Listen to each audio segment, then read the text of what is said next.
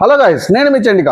ఈ వీడియోలో మీకు Bigg Boss season 8 day 33 review ఇస్తాను. అండ్ రివ్యూతో పాటు మిడ్ ఎలిమినేషన్ లో ఆదిత్య వెళ్ళిపోయినందుకు యష్మి నిజంగానే ఫీల్ అవుతుందా, మణికంఠ ఓవర్ యాక్షన్ ఇంకెన్నాళ్ళు, అండ్ టోకెన్ ఆఫ్ లవ్ లో అసలు పర్సన్ లోగా ఉన్న వాళ్ళకి సబ్ ఇవ్వాలా లేదా బెస్ట్ ఫ్రెండ్కి ఇవ్వాలా, ఈ అన్ని విషయాలు తెలుసుకోవాలంటే కంప్లీట్ వీడియో చూడండి, స్కిప్ చేయకుండా. And please like, share and subscribe to my channel. Open చేస్తే యష్మి ఆదిత్య ఓం ఎలిమినేట్ అయినందుకు ఫీల్ అవుతున్నట్టు చూపించారు. నేను ప్రేరణనే కలిసి ఇది చేసాము అండ్ తను ఎలిమినేట్ అవుతారని అనుకోలేదని చెప్పేసి యష్మి ఫీల్ అవుతున్నట్టు చూపించారు విష్ణుతో అండ్ దేవుడితో.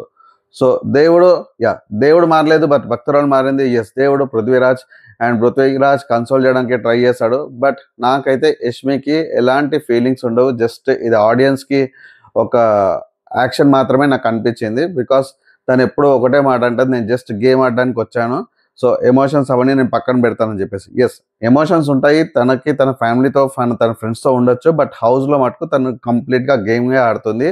ఈ విషయం తను ఎన్నోసార్లు చెప్పింది. అండ్ సెకండ్ థింగ్, మణికంఠ మళ్ళీ ఓవర్ యాక్షన్ స్టార్ట్ చేశాడు. లేదు, నాకు బ్లాంక్ అవుట్ అయిపోయింది, నాకు అసలు ఏం అర్థం అవ్వట్లేదు, నేను ఆదిత్యని ముందుకు తీసుకెళ్ళినందుకే నన్ను ఎలిమినేట్ చేశారా అని నేను అనుకుంటున్నాను, బట్ ఆడియన్స్ పోలని నాకు అర్థం కాలేదు అంటే అందరు అన్నారు నువ్వు ఎన్నిసార్లు బ్లాంక్ అవుట్ అవుతావు, అర్థం కావట్లేదు చెప్పిందంటే, లేదు నేను కన్ఫ్యూజన్లో ఉన్నాను, అర్థం కావట్లేదు అంటే. నాకైతే ఇక్కడ మణికంఠ డెఫినెట్గా ఓవర్ యాక్షన్ చేస్తున్నట్టు అనిపించింది.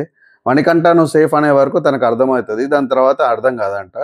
సో మణికంఠ డెఫినెట్గా ఇక్కడ ఓవర్ యాక్షన్ చేస్తున్నాడు, కన్ఫ్యూజ్ అవుతున్నా అని చెప్పేసి. బేసిక్గా ఏంటంటే ఆయనను సేవ్ చేశాక ఆయన అవుట్ ఆఫ్ కంట్రోల్లో ఉంటాడు, అవుట్ ఆఫ్ మైండ్ ఉంటాడు, తన పని అయిపోయింది కాబట్టి పక్కకు జరిగిపోతాడు, వేరే వినిపించుకోడు. కాబట్టే తనకు అర్థం కావట్లేదు అండ్ జస్ట్ ఫాలో అయిపోతాడు. సో మీకేమనిపించిందో కామెంట్స్లో చెప్పండి. కట్ చేస్తే బిగ్ బాస్ మణికంఠకి ఒక టాస్క్ ఇచ్చాడు, మార్నింగ్ మస్తీ టాస్క్. దీంట్లో మణికంఠ ఒక జ్యోతిష్యుడిగా బిహేవ్ చేయాలి అండ్ అందరు జాతకాలు చెప్పాలి బిగ్ బాస్ వాళ్ళకి, కంటెస్టెంట్స్కి. సో అందరికీ జాతకాలు చెప్పాడు, కొంచెం ఎంటర్టైన్ చేయడానికి ట్రై చేశాడు. బట్ నాకైతే ఎక్కడ ఎంటర్టైన్మెంట్ లాగా అనిపించలేదు. మణికంఠ ప్లేస్లో ఇంకెవరినైనా పెడితే బెటర్గా అనిపించేది. అండ్ ఒకసారి మణికంఠ చెప్పడం అయిపోయాక అందరు కలిసి మణికంఠ జాతకం చెప్పారు, అది మటుకు డెఫినెట్గా ఎంటర్టైన్మెంట్ ఉంటుంది. అండ్ మీకేమనిపించిందో కామెంట్స్లో చెప్పండి. కట్ చేస్తే బిగ్ బాస్ యష్మిని కన్ఫెషన్ రూమ్లోకి రమ్మన్నాడు అండ్ యష్మిని అడిగాడు, నీకు బిగ్ బాస్ హౌస్లో ఎవరంటే ఇష్టం అని చెప్పేసి. యష్మి ఇద్దరు పేర్లు చెప్పింది, పృథ్వీ అండ్ నిఖిల్ అని చెప్పేసి. ఫైనల్గా ఒకరి పేరు చెప్పమంటే నిఖిల్ అని చెప్పింది, ఎందుకంటే సేమ్ తను నాలా బిహేవ్ చేస్తాడని చెప్పేసి. And Bigg Boss one more announcement చేశాడు, నీ ముందున్న క్లాత్ ఓపెన్ చేయని అడిగితే దాంట్లో ఓపెన్ చేశాక 2 ఫుట్బాల్స్ ఉన్నాయి, ఒకటి మణికంఠ పేరు పైన, ఒకటి నిఖిల్ పేరు పైన. అండ్ బిగ్ బాస్ ఏమన్నాడు అంటే, నీ ముందున్న 2 ఫుట్బాల్స్ వాళ్ళ ఇంటి నుంచి వచ్చాయి, సో మీరు ఎవరికి వాళ్ళ ఇంటి ఫుడ్ ఇవ్వాలనుకుంటున్నారు, ఎవరిని వద్దనుకుంటున్నారు అని అడిగితే, సో యష్మి టక్కన నిఖిల్ పేరు చెప్పింది అండ్ ఫుడ్తో పాటు మెసేజ్ కూడా ఉంది. సో ఎవరికి ఇవ్వాలనుకుంటున్నారు మరోసారి ఆలోచించమంటే, ఎస్ నిఖిల్కి ఇవ్వాలనుకుంటున్నాను, బికాస్ నిఖిల్కి ఇప్పటివరకు వాళ్ళ ఇంటి నుంచి ఏమీ రాలేదు కాబట్టి నేను నిఖిల్కి ఇవ్వాలనుకుంటున్నాను అని చెప్పేసి యష్మి అని చెప్పింది. సో ఇక్కడ యష్మి డిసిషన్ కరెక్టా కాదా? సో ఇక్కడ ఎవరు లోగా ఉన్నారో వాళ్ళకి ఇవ్వాలా, యాజ్ ఎ బెస్ట్ ఫ్రెండ్గా వాళ్ళకి ఇవ్వాలా, మీకేమనిపించిందో కామెంట్స్. సో నెక్స్ట్ టర్న్ పృథ్వీరాజ్కి బిగ్ బాస్ అడిగాడు, నీకు ఎవరంటే ఇష్టం అని చెప్పేసి. నిఖిల్, నైనిక అండ్ విష్ణుప్రియ అని చెప్పాడు. ఫైనల్ డిసిషన్ చెప్పు, ఎవరైనా ఒకరి పేరు చెప్పమంటే నిఖిల్ పేరు చెప్పాడు. అండ్ ఎవరంటే ఇష్టం లేదంటే మణికంఠ పేరు చెప్పాడు, బట్ మణికంఠ కూడా నచ్చుతున్నాడు అని చెప్పాడు. అండ్ ఫుడ్ ఆప్షన్స్ వచ్చేసి నైనిక అండ్ విష్ణుప్రియకి ఇచ్చాడు. సో ఎవరు ఫుడ్ అండ్ ఎవరు మెసేజ్ చేరాలనుకుంటున్నారు పర్సన్కి అంటే, సో నైనిక అని చెప్పాడు. నైనిక లోలో ఉంది, సో నైనికకి చేరాలని చెప్పేసి పృథ్వీరాజ్ సెలెక్ట్ చేసుకున్నాడు. సో గైస్ మీకేమనిపించింది, పృథ్వీరాజ్ కరెక్ట్ డిసిషన్ తీసుకున్నాడా? సో ఇక్కడ పృథ్వీరాజ్ లోగా ఉన్న వాళ్ళకి తీసుకున్నాడు. బేసిక్గా నా పాయింట్ ఆఫ్ వ్యూలో బిగ్ బాస్ ఇచ్చేది ఆప్షన్ ఒక ఎనిమీ, ఒక ఫ్రెండ్, క్లోజ్ ఫ్రెండ్ పేర్లు చెప్తున్నాడు. బికాజ్ ఇక్కడ మీరు చూడండి, నైనిక అండ్ పృథ్వీరాజ్ 2 times ఇక్కడ నామినేట్ చేసుకున్నారు లాస్ట్ రీసెంట్గా. అండ్ విష్ణుప్రియ అంటే పృథ్వీరాజ్కి ఒక లైక్. బట్ ఇక్కడ పృథ్వీరాజ్కి ఆప్షన్స్ ఇచ్చింది ఒక ఎనిమీ, ఒక ఫ్రెండ్. బట్ పృథ్వీరాజ్ సెలెక్ట్ చేసుకుంది ఒక లో పర్సన్కి సపోర్టివ్గా ఉండాలని చెప్పేసి నైనికకి ఫుడ్ అండ్ మెసేజ్ వచ్చేటట్టు చూసుకున్నాడు. సో నా పాయింట్ ఆఫ్ వ్యూలో అయితే పృథ్వీరాజ్ సెలెక్షన్ ఇస్ కరెక్ట్. మీకేమనిపిస్తుందో comments. Next turn Manikanta. So మణికంఠకి బిగ్ బాస్ అడిగాడు, నీకు హౌస్లో ఎవరంటే ఎక్కువ ఇష్టం అని చెప్పేసి. ఆల్మోస్ట్ అందరు ఇష్టం అని చెప్పి అడిగితే బిగ్ బాస్ మరోసారి అడిగాడు, నీకు ఫైనల్గా ఎవరంటే ఇష్టం అని చెప్తే నబిల్ పేరు చెప్పాడు. అండ్ బిగ్ బాస్ ఆప్షన్స్ ఇచ్చింది, పృథ్వీరాజ్ అండ్ యష్మి. సో వాళ్ళిద్దరి నుంచి ఇంటి నుంచి ఫుడ్ వచ్చింది, మీరు ఎవరికి ఫుడ్ ఇవ్వాలి అండ్ మెసేజ్ ఇవ్వాలని అనుకుంటున్నారంటే పృథ్వీరాజ్ పేరు చెప్పాడు.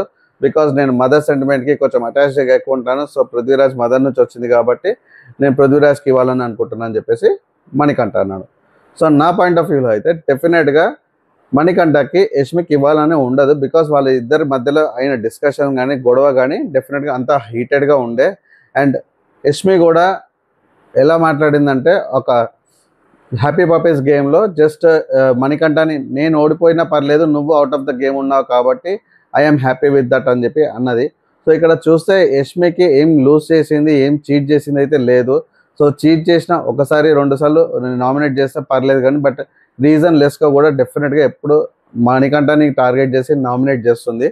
సో అట్లా ఒక పర్సన్ని రీజన్ లేకుండా నామినేట్ చేయడం బదులు ఒక పర్సన్ ఎవరైతే లోగా ఉన్నారో, ఒక పర్సన్ ఎవరైతే ఆడలేకపోతున్నారో వాళ్ళని నామినేట్ చేస్తే కరెక్ట్ అని నా ఫీలింగ్. సో మీకేమనిపిస్తుందో కామెంట్స్లో చెప్పండి. Next turn Nikhil Bigg Boss అడిగాడు, నిఖిల్ నీకు హౌస్లో ఎవరంటే ఇష్టం అంటే నిఖిల్ ఆల్మోస్ట్ హౌస్లో అందరి పేర్లు చెప్పాడు. అండ్ ఎక్కువ ఇష్టం ఎవరని అడిగితే పృథ్వీరాజ్ అని చెప్పాడు. అండ్ నీకు అసలు నచ్చని వాళ్ళు పర్సన్ ఎవరంటే మణికంఠ అని అన్నాడు. బట్ లేటర్ నాకు మణికంఠ కూడా ఇప్పుడు నచ్చుతున్నాడు లాస్ట్ 2-3 డేస్ నుంచి అని చెప్పాడు. అండ్ బిగ్ బాస్ నిఖిల్కి ఆప్షన్ ఇచ్చింది 3 పర్సన్స్, 1 ప్రేరణ, కిరాక్సిత, నబీల్. సో ఈ 3లో మీరు ఫుడ్ ఎవరికి ఇవ్వాలనుకుంటున్నారు అని చెప్తే సో నిఖిల్ ప్రేరణ పేరు సెలెక్ట్ చేసుకున్నాడు. అండ్ ప్రేరణకి ఫుడ్ అండ్ వాళ్ళ హస్బెండ్ నుంచి వచ్చిన లెటర్ రావాలని కోరుకున్నాడు. సో ఇక్కడ ఏం కమెంట్ చేయలేదు, ఎందుకు తనకి ఇవ్వాలనుకుంటున్నాడు అని చెప్పేసి అండ్ బిగ్ బాస్ కూడా అడగలేదు. సో బేసిక్గా నాకు అనిపించింది ఏంటంటే ఒక లవ్ నుంచి మెసేజ్ వచ్చింది కాబట్టి మేబీ ప్రేరణ చాలా మిస్ అవుతుంది కాబట్టి నిఖిల్ సెలెక్ట్ చేసుకున్నాడని నాకు అనిపించింది. అండ్ మీకేమనిపించిందో కామెంట్స్లో చెప్పండి. Bigg Boss announcement. So Bigg Boss ఎవరికైతే ఫుడ్ వచ్చిందో వాళ్ళందరినీ గార్డెన్ ఏరియాలోకి పిలిచాడు. అండ్ వాళ్ళ ముందు ఒక టేబుల్ పైన మిగతా ఫుడ్ ఏవైతే మిస్ అయ్యాయో, ఎవరికైతే ఫుడ్ చెందలేదో వాళ్ళ అందరి ఫుడ్ కూడా టేబుల్ పైన పెట్టి మీరందరు కలిసి ఒక పర్సన్ది సెలెక్ట్ చేసుకోండి, ఆ పర్సన్కి ఫుడ్ అండ్ మెసేజ్ ఇచ్చేటట్టు ప్లాన్ చేసుకోండి అని చెప్పేసి చెప్పాడు. ఇక్కడ విష్ణు పిచ్ చేసింది, మణికంఠ పిచ్ చేశాడు. సో అందరు కలిసి విష్ణుప్రియకి ఇప్పటివరకు 2 వీక్స్ నుంచి ఎలాంటి మెసేజ్ ఎలాంటి డీటెయిల్స్ రాలేవు కాబట్టి విష్ణుప్రియని సెలెక్ట్ చేసుకున్నారు. So Vishnu is happy. So మీకేమనిపిస్తుందో కామెంట్స్లో చెప్పండి.